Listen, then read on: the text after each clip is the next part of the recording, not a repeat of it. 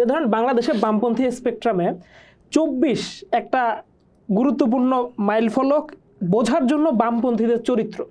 আমরা যদি দেখি যে শুধু 24-এ বামপন্থীদের একটা বড় অংশগ্রহণই করে নাই। আবার একটা অংশকে আমরা দেখছি যে কি হাজিরা খাতার মতো উপস্থিত হয়েছে, যেভাবে অন্য অনেক কিছুতেই তারা যায়, একটু করে গিয়ে চলে আসলাম। আবার একটা অংশ খুবই দাপটের সাথে অংশগ্রহণ করতেছে, ঝাঁপায়া পড়তেছে, রক্ত দিতেছে, এমনকি সিদ্ধান্ত গ্রহণের সাথে যুক্ত হচ্ছে। আপনি তো সেই অংশটার সাথে যুক্ত ছিলেন।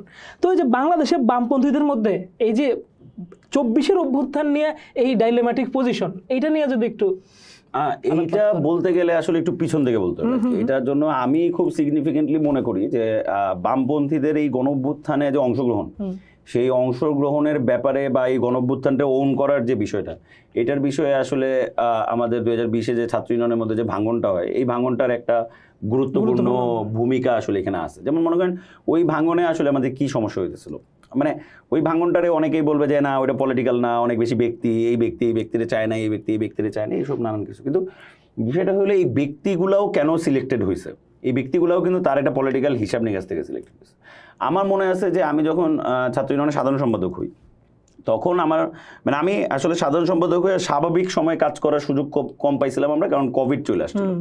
কিন্তু আমাদের একটা মানে মোশন আমরা তৈরি করছিলাম যে ঠিক আছে আমাদের মোশনটা এখন অনেক বেশি প্রো মুভমেন্ট হবে, আওয়ামী লীগের যে কোনো এজেন্ডারে চ্যালেঞ্জ করতে হবে, এবং সেটা যতটুকু আমাদের শক্তি আছে, যতটুকু আমরা ন্যারেটিভ বিল্ড করতে পারি, যতটুকু আমরা মানুষজন রিঅ্যাক্ট করতে পারি। তো সেই যে ধারাবাহিকতা, সেই ধারাবাহিকতায় গিয়ে আমরা দেখলাম ছাত্র ইউনিয়নের সম্মেলনে আমরা এমন লিডারশিপকে পুশ করা হচ্ছে, এবং আমরা দেখলাম যে বিভিন্নভাবে আমাদের সাবেক বিভিন্নভাবে তারা অ্যাক্টিভ হয়ে গেছে, তারা এগুলো করতে চাইতেছে, এবং আমরা বুঝতে পারলাম যে তখন পর্যন্ত জিনিসটা দেখলে মনে হবে অনেক বেশি পদের জন্য জিনিসপত্র হইতেছে, কিন্তু সেই যে একটা সেন্স যে মুভমেন্ট, প্রো মুভমেন্ট একটা অর্গানাইজেশন গড়ে তোলা, সেই সেন্সই কিন্তু আসলে মূল হিসাব ছিল এই ভাঙনের।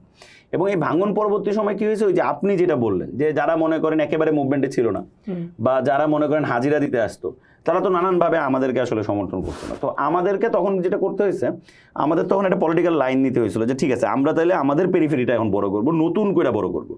যারা আসলে এই রেজিমের এগেনস্টে ফাইট করতে চায়, যারা রেজিমের এগেনস্টে সিরিয়াস, তাদেরকে আমরা কোনো না কোনোভাবে একতাবদ্ধ করবো, এবং তাদেরকে আমরা বারবার কোনো না কোনো কর্মসূচি, কাজ, মিটিং, নানান কিছুর মাধ্যমে, নানান এজেন্ডায়, সব তো আর সরাসরি বলতে হবে না, কিন্তু নানান এজেন্ডায় এই শক্তিটাকে আমাদের একুমুলেট করতে হবে। আমরা সেটা দেখতেও পাই ডিজিটাল সিকিউরিটি আইনের বিরুদ্ধে যে প্রোগ্রামগুলো হয়তো আপনারা প্রচুর পরিমাণে এবং ডিজিটাল সিকিউরিটি অ্যাক্টটাকে আমরা পিক করছিলাম যে ডিজিটাল সিকিউরিটি এমন একটা জিনিস, মানে মানুষের মত প্রকাশের অধিকার, এবং যেভাবে মনে করেন যে আমাদের মুস্তাক ভাই মারা গেলেন, এই মামলায় মুস্তাক ভাই মারা গেলেন, অনেকজন জেল খাটছে।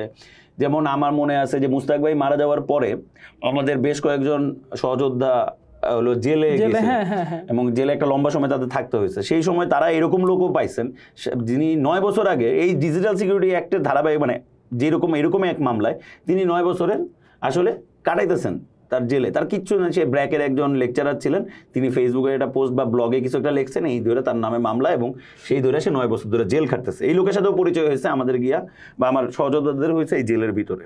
ফলে মনে করেন যে এই যে মুভটা, বা এই যে মুভটা কোনোভাবেই একা আমাদের না, এই মুভটা আসলে একটা বড় অংশের, বিশেষ করে আমি বলতে পারবো ছাত্র সংগঠনগুলোর, বামপন্থী ছাত্র সংগঠনগুলোর মধ্যে এইটার একটা বড় জিনিস আমরা দেখতে পাই। এবং সেইটা শেষ পর্যন্ত মনে করেন গণতান্ত্রিক ছাত্রজোট গড়ে তোলা, গণতান্ত্রিক ছাত্রজোটের যে রাজনৈতিক লড়াই, সেই লড়াই চালিয়ে যাওয়া, এবং এইটার একটা পূর্ণাঙ্গ ডেমনস্ট্রেশন আসলে আপনি পাবেন ধ্রুবযাত্রার মধ্যে। মানে ওই পুরা যে জিনিসটা 3 বছর 4 বছর ধরে যেটা রান্না করা হইতেছিল, সেটার আসলে ফাইনাল প্রোডাক্টটা আসলে বাইরে হয়ে আসে ধ্রুবযাত্রায়, যেভাবে আসলে মানুষ নাইমা পড়ে এই রাস্তার মধ্যে দিয়ে। ফলে বামপন্থীদের এখানে ডাইলেমাগুলো তো ছিলই, একটা বড় অংশের ডাইলেমা আপনি লক্ষ্য করবেন। এবং এই জায়গাটার মধ্যে কিছু জিনিস আমি বলে যেতে চাই, এগুলো আসলে জরুরি। যেমন সাপোজ মনে করেন যে যখন বিএনপি যুগপৎ আন্দোলন শুরু করলো লাস্ট ইলেকশনের আগে, তখন আমরা কিন্তু নানানভাবে, বা এই আমরা ভাঙনের পর থেকে আমাদেরকে কিন্তু নানানভাবে, যে আমরা যারা A to Z ইউনিটির কথা বলি, ফেসিবাদের বিরুদ্ধে সর্বদলীয় ঐক্যের কথা বলি, আমরা মার্কিন অ্যাক্টিভিস্ট, আমরা ওর টাকা খাই, আমরা প্রো ইসলামিস্ট, এরকম নানান রকম ট্যাগিং আমরা একদম রেগুলার মনে করেন যে আমাদের উপর দিয়ে গেছে। এবং আমার মনে আছে যে যখন আমরা এইসব A to Z ইউনিট বা পলিটিক্যাল এইসব বিষয় নিয়ে আলোচনা করতাম, বা বিভিন্ন মানুষকে বোঝানোর চেষ্টা করতাম যেটা প্রয়োজন, সেই সব জায়গা থেকেও আমাদের বিরুদ্ধে একটা অভিযোগ সবসময় ছিল যে আমরা মার্কিনদের টাকা খাই, আমরা এই ওর টাকা খাই, আমরা প্রো ইসলামিস্ট হয়ে গেছি, আমরা বাংলাদেশের স্বাধীনতা বিরোধীদের সাথে জোট করতে চাই, এরকম নানান রকমের মনে করেন যে স্টিগমা বা ট্যাগলাইন রেগুলার আমাদেরকে ফেস করতে হয়েছে এবং ফেস কইরাই আমাদেরকে আগায় যেতে হয়েছে আর কি। ফলে সেই জায়গা থেকে বামপন্থীদের মধ্যে যেই বিভাজনটা আপনি দেখছেন জুলাই গণ অভ্যুত্থান ধইরা, এইটা আসলে মোরলেস এটাই হওয়ার কথা ছিল।